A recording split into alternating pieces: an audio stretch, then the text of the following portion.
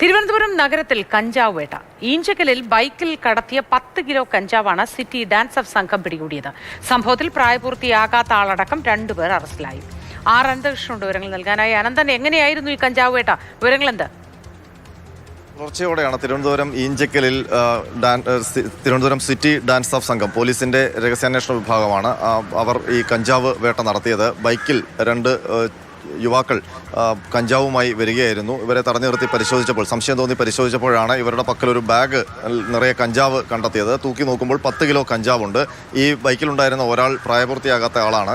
അപ്പോൾ ഇവരെ ഫോർട്ട് പോലീസിന് കൈമാറിയിട്ടുണ്ട്. സിറ്റി പോലീസ് കമ്മീഷണർ കെ കാർത്തികിന്റെ നിർദ്ദേശപ്രകാരം ഇന്നലെ മുതൽ നഗരത്തിലാകെ മയക്കുമരുന്നും ലഹരിയും ആയി ബന്ധപ്പെട്ട പരിശോധനകൾ നടക്കുന്നുണ്ട്. കാരണം ഇന്ന് ഓപ്പറേഷൻ തൂഫാന്റെ ഔദ്യോഗികമായ ഉദ്ഘാടനം ഉദ്ഘാടനം നടക്കുകയാണ്. അപ്പോൾ സംസ്ഥാനത്ത് ഓപ്പറേഷൻ തൂഫാൻ നാർക്കോ ഹണ്ട് എന്ന പുതിയ പദ്ധതി, രമേശ് ചെന്നിത്തല പ്രഖ്യാപിച്ച പദ്ധതി നടപ്പാക്കുന്നതിന്റെ ഭാഗമായി കൂടി അതിന് മുന്നൊരുക്കം എന്ന നിലയിലാണ് ഈ പരിശോധനകൾ ഇന്നലെ രാത്രി മുതൽ ആരംഭിച്ചത്. അതിന്റെ ഭാഗമായിട്ടാണ് ഇന്നിപ്പോൾ രാവിലെ തന്നെ തിരുവനന്തപുരം സിറ്റിയിൽ ഒരു ലഹരി സംഘം വലയിലായത്.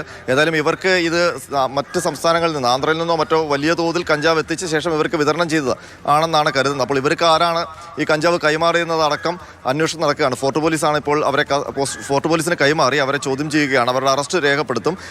പ്രായപൂർത്തിയാകാത്ത ഒരാളുള്ളത് കൊണ്ട് നമുക്ക് ആ ദൃശ്യങ്ങൾ കാണിക്കാൻ കഴിയില്ല അവരുടെ. പക്ഷേ ആ ബൈക്കിൽ 2 പേരുടെ നടുവിൽ ഒരു ബാഗിനകത്ത് നിറയെ കഞ്ചാവുമായിട്ടാണ് പുലർച്ചെ. അവരുടെ വിചാരം പുലർച്ചെ വന്നാൽ പോലീസ് പിടിക്കില്ല, ആ സമയത്ത് പോലീസിന്റെ കോമ്പിംഗ് ഒന്നും ഉണ്ടാവില്ല എന്നുള്ളതാണ്. പക്ഷേ അവർക്ക് തെറ്റി. ഇനി മുതൽ രാവും പകലുമില്ലാതെ സംസ്ഥാനം ഒട്ടുക്ക് ഓപ്പറേഷൻ തൂഫാന്റെ ഭാഗമായി പോലീസിന്റെ വലിയ നെറ്റ്വർക്ക് ഉണ്ടാകും, കോമ്പിംഗ് ഉണ്ടാകും. അതുകൊണ്ട് വാഹനത്തിലൊക്കെ ലഹരിയുമായിട്ട് വന്നാൽ പിടിക്കപ്പെടുമെന്നുള്ള കാര്യം ഉറപ്പാണ്.